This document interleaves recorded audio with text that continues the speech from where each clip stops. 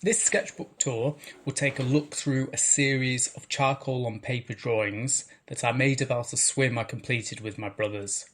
We swam across the world's largest whirlpool, the Moskstraumen, off the coast of Norway, up in the Arctic Circle. The Moskstraumen was made famous by Edgar Allan Poe's story, A Descent into the Maelstrom, and by Jules Verne's book, 20,000 Leagues Under the Sea. But this was uncharted territory. No one had attempted to swim the whirlpool before, and it meant that we were bound for unknown waters and untested currents. We also had to contend with the icy temperatures of the Arctic Circle, as well as over 600 orcas rumoured to be roaming the Lofoten Islands. Not to mention the infamous lion's mane jellyfish, which are capable of growing bigger than a human. My little brother Jack did headbutt one by accident during the swim. But all in all, it was a good laugh and a great experience. Now, I enjoy using charcoal for drawing as it's such a versatile tool. You can make sharp, refined lines just as easily as you can create tonal areas, shadows, and smooth transitions. For this sketchbook and series of drawings, I wanted to keep things simple. No colour, no other materials, only charcoal and paper. My purpose with the drawings was to describe the atmosphere of the place and of the swim itself. I wasn't trying to draw things exactly as they appear when you look at them, but instead make an impression of the experience. What does it look like and feel like to swim for 2 hours and 22 minutes in 6-degree water across a whirlpool? What could that look like as a series of drawings? The drawings themselves look abstract, but many of their smaller parts are representative of things that I saw. I've drawn things that I remembered from the swim. Rocks, seaweed, kelp, currents, shapes and shadows under the sea, animals, clouds, trees, and other parts of the environment. I wanted to weave them together and see what they would look like. I also threw in a few Nordic runes and references to the music that I was listening to throughout my swimming training and the entire trip. So from Norwegian black metal to Swedish folk music. See if you can spot them in the drawings.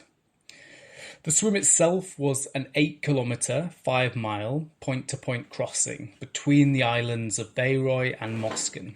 On a bad day, the central whirl of this whirlpool can span a diameter of around 40 to 50 metres, and fierce tides bring the northerly Norwegian sea currents into a storm-induced flow to create currents of up to 12 miles per hour or 19 kilometres per hour. The charcoal was also useful here for the drawings because I could use it in a smudgy way to create parts that look like these dark and strong water currents. But I could also use it to pick out the sharp rock formations and logs and mountains from along the Lofoten coastline.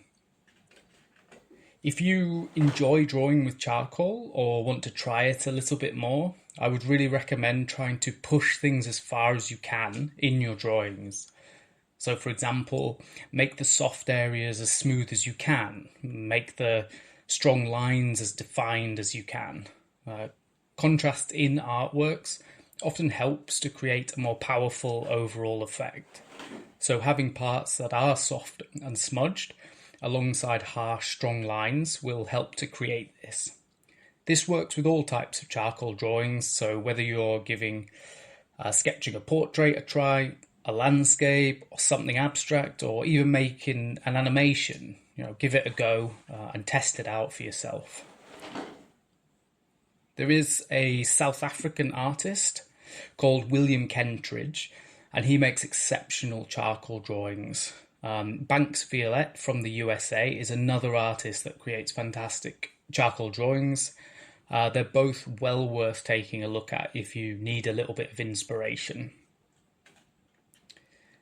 And as you're watching, you'll notice how the sketchbook is smudged together in places. So each page prints part of itself on the opposite page. I like to think of this effect a bit like a reflection. similar to how an object or landmass next to water is reflected in the waves on the water's surface.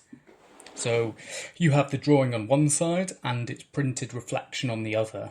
This also makes me think of the islands around the Moskstraumen Whirlpool and how their shapes appear distorted in the icy waters below.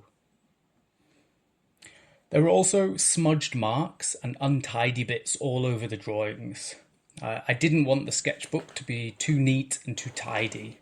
The swim itself was difficult and cold and long.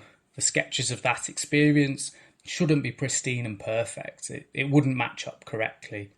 So I've left all those bits in. All the fingerprints and hand marks and smudge bits are there on the paper to show how each drawing was built up over time. An interviewer once arrogantly asked the American artist Jean-Michel Basquiat why all his drawings and paintings always looked so crude and unrefined. He replied that most of the people he met in his life were also crude and unrefined. So the style of his artworks essentially matched the subjects that he painted and drew. And this is always a good question to ask yourself about your own drawings. Does the style in which they are made match what you're drawing, or what is the relationship between those two things in your work? I think one tip that is also really useful when you're drawing is to draw with your entire body, or at least your full arm. Don't just use your hand and your wrist. By drawing with your body, you'll be able to create much more movement in your lines. They will become more expressive and freer as well. As a result, your drawings will look better. It will also make it easier for you and your own personal style to develop. To be honest, this is also easier to do on larger pieces of paper, so try that out. Use A2, A1 or even bigger sheets of paper and have some fun with it. So let me know what you think and what you like to draw with charcoal yourself in the comments below, and thanks so much for your time.